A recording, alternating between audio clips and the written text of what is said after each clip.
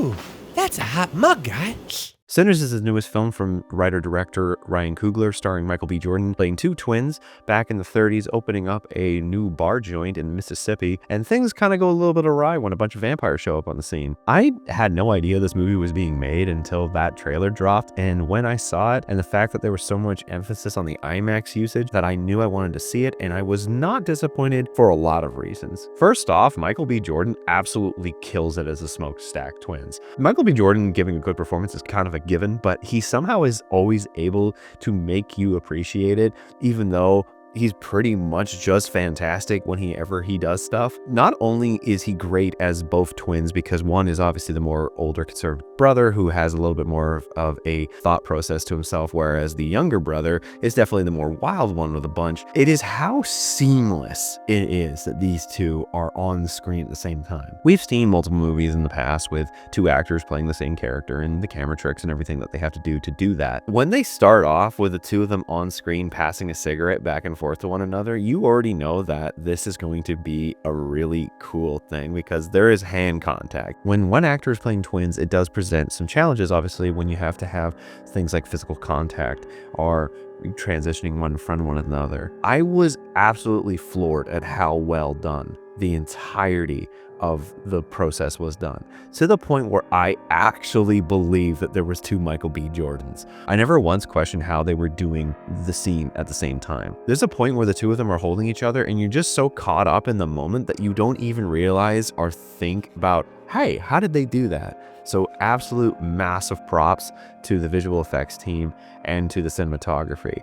There's a lot of really beautiful shots in this film, a lot of very beautiful color establishers, very great use of the IMAX when it's used, pulling in all the colors and all of the culture that you get from this film. Now, there's something that to be said that some people have been kind of going like, oh, about whenever culture is mentioned in this movie, because it is a lot about the blues and how music is established and how it is perpetuated both from the past and into the future. And there's a scene in particular involving Preacher Boy and this absolute ensemble of dance and music, and it is really cool to watch. Now, some people, again, might be like, oh, wokey or something like that. The thing is, there is absolutely cases where studios have used stuff like this as virtual signaling, and they think it's going to get them money. They think it's going to get them attention or accolades, and they're doing it just for the sake of quite literally virtual signaling. If you have ever seen a Ryan Coogler movie, you know that this man is all about establishing that into his stories, into his characters, into his process. He's not doing it for these other reasons that these big studios are doing it. He actually means it. He actually incorporates that into his storytelling, and it works so well. There is, like I said, this music moment in the middle that not only is fantastic to hear on the sound, the score is fantastic, composer does a fantastic job, but also when the IMAX goes wide, it is just enrapturing. You are fully into it. Now, that is something else to be said. It takes a while before stuff happens. There is a very lengthy build up, and I didn't mind it, but I can see how some people would. This is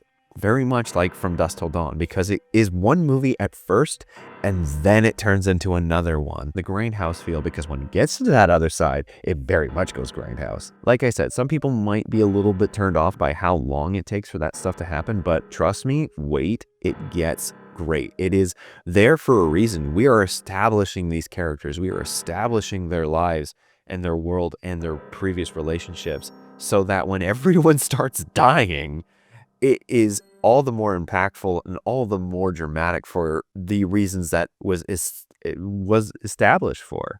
Now, if there were any complaints I were to have, it's two, essentially. The first being, while I did love the IMAX shots when they happened, I was admittedly very annoyed at the amount of times that the aspect ratio did this.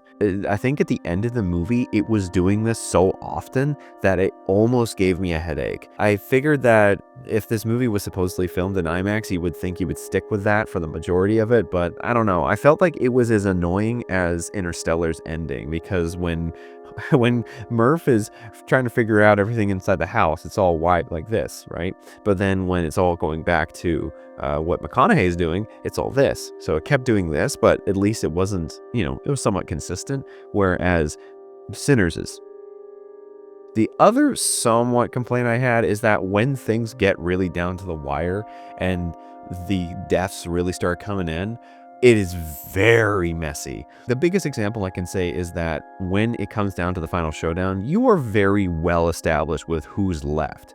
And they have done a good job at showing who is left. And then the first few people to die are people you did not know who they were. They are randos. Very much established with that grindhouse. It made me think of Planet Terror and the ridiculousness of the deaths in that. So that might take some people out. And if there is one other kind of I have, is that this movie feels like it ends 4 times. There was a point where I saw some people get up next to me and then they're like, oh wait, no, it's not over. And they sat back down again. And then they almost stood up again, and then they didn't, and they got back down again. This movie loves to have multiple little endings. That might be a little bit of a detriment to it too as well, but I like how it comes full circle. Overall, Sinners has the complexity to it to be more than just a grindhouse slasher horror movie. It has poise, it has fantastic music, it has great meaning to it, it has great purpose behind it.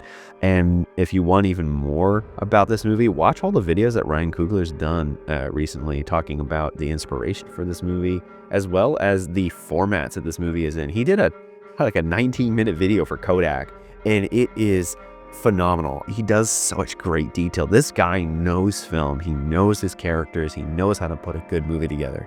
So that's why I'm going to give Sinners a 6 out of 7. I really enjoyed it. I think it's a great time. I might go and watch it again.